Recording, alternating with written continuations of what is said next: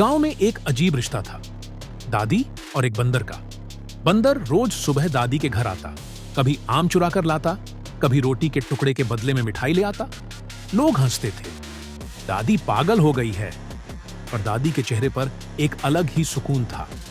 कहानी पूरी सुनने से पहले अगर माँ बाप से प्यार करते हो तो लाइक करो, शेयर करो और चैनल को सब्सक्राइब करना ना भूलना। एक दिन दादी बीमार पड़ गई। बंदर आया और बिना कुछ बोले शहर भाग गया। शाम तक डॉक्टर और दवाई लेकर लौट आया। पूरा गांव हैरान रह गया। डॉक्टर बोला, जब तक ये बंदर है दादी को कुछ नहीं हो सकता। उस दिन के बाद गांव ने उसे बंदर नहीं बेटा कहकर बुलाना शुरू कर दिया।